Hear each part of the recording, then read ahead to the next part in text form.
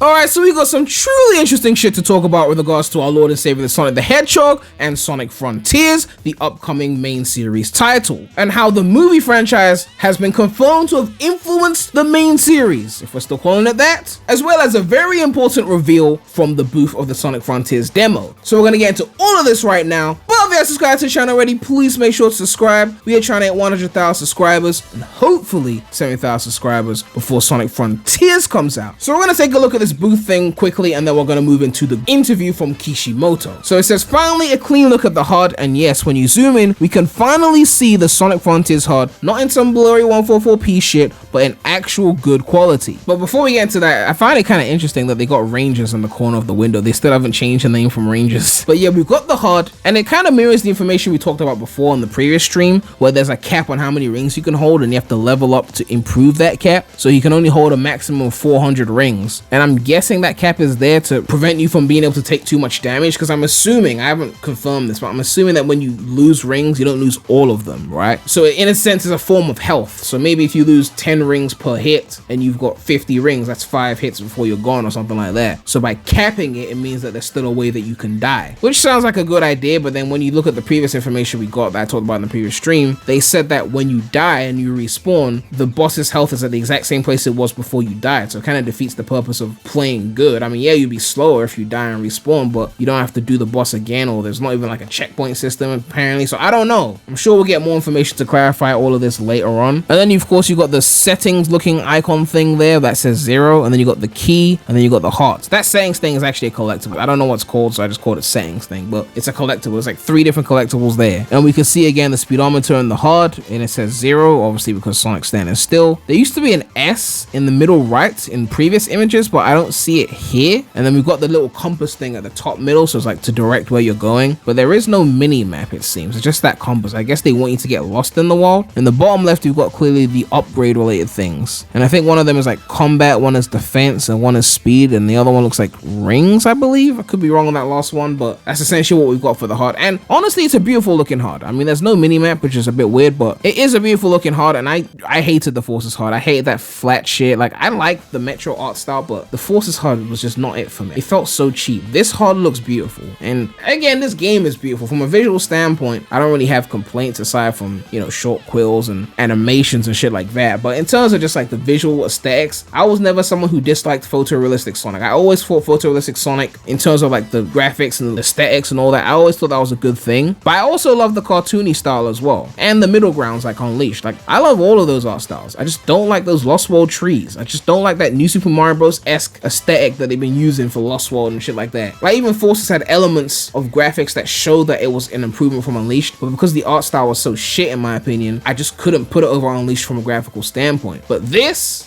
surpasses it. Anyway, time to get into the Kishimoto interview. This is from IGN, and if you don't know who Kishimoto is, he's the person who's directed Frontiers, and he's also directed some Sonic games in the past. I'll put them on the screen. And the interview says, Sonic Frontiers combat was inspired by the Sonic movie. After watching it, I came up with a vision for the game's combat. With its freely explorable open zone, Sonic Frontiers appears to be the Blue Bloods' most ambitious entry in a long time. I can see that. As can be seen in our exclusive first look, there seems to be more to the battle system than previous entries, and when seeking a combat system that matches Sonic's characteristics and gameplay, Sonic Team took inspiration from a surprising source, the first Sonic the Hedgehog movie. Such a surprising source, like the biggest thing that everyone was talking about that whole year when it came to Sonic. In previous titles, we never really put a high emphasis on combat, director Morio Kishimoto told IGN. This time, we implemented a more fleshed out combat system because we felt it was necessary to have more elements to enjoy within the open zone. There are plenty of action games with combat out there, but for this game, we put an emphasis on making these battles feel like a true Sonic experience. So what, faster? I don't know. The first Sonic movie really caught me by surprise. We have been focusing on how Sonic is supposed to run, jump, and fight within our games, but the movie showed us an entirely new approach. They came up with a great interpretation of Sonic, which became a huge inspiration for Sonic Frontiers development, said Kishimoto. It was the game's combat system that was directly influenced by the movie in particular. The direction we took for combat was inspired by the movie. After watching it, I came up with a vision for the game's combat. Frontiers also has other references to the movie which he personally asked his staff to put in the game?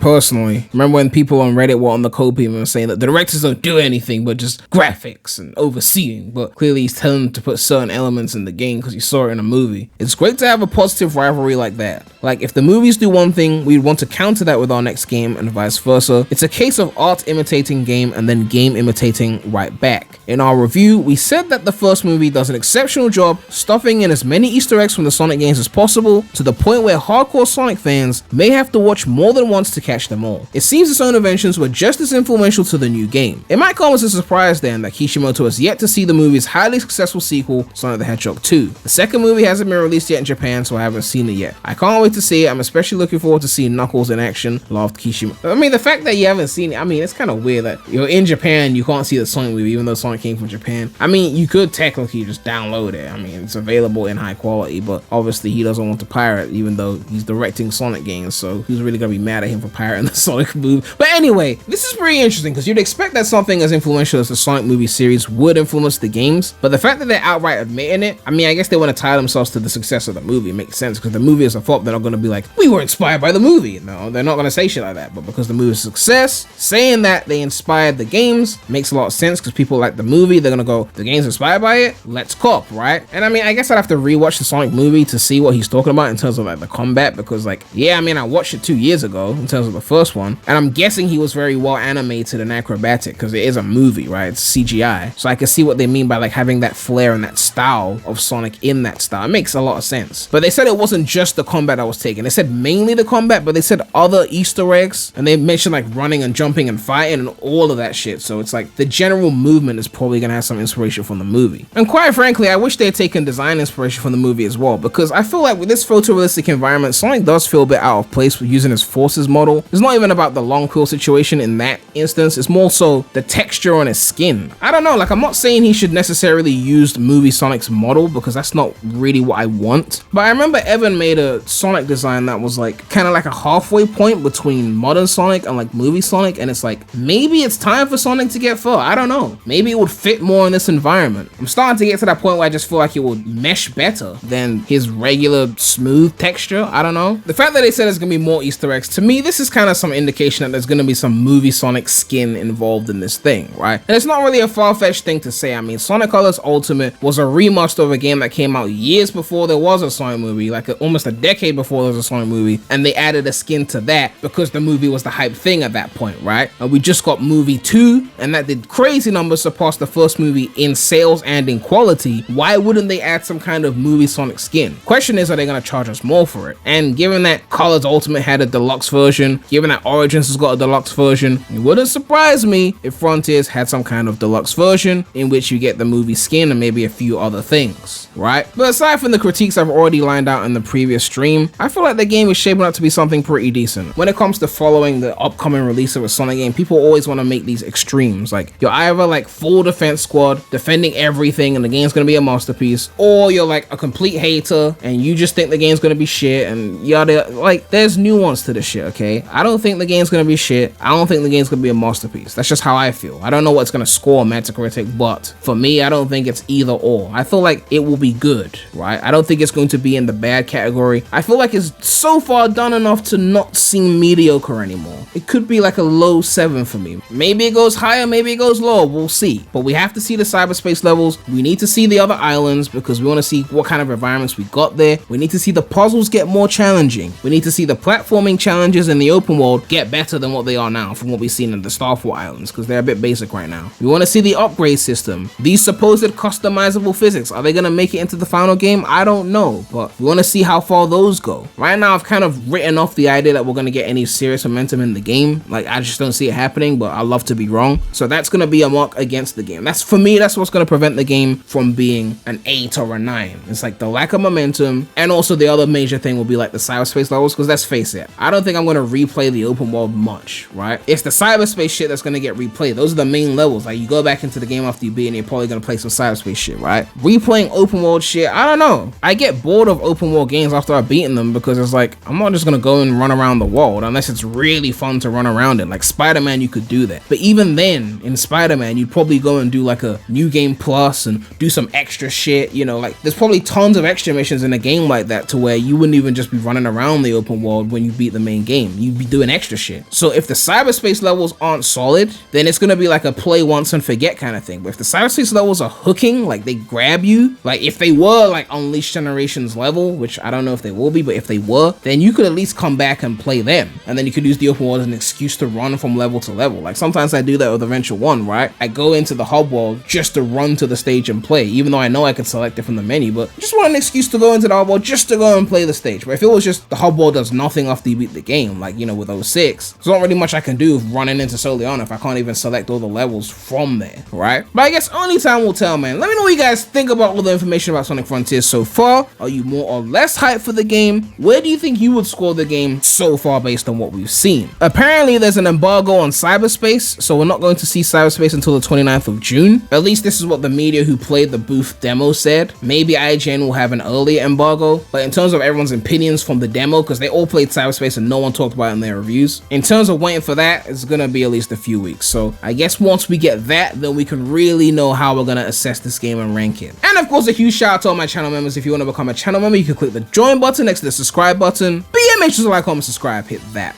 bell. Make sure to check out the non-Sonic channel. The link will be in the description. But that's all I have to say right now. So, Premy out.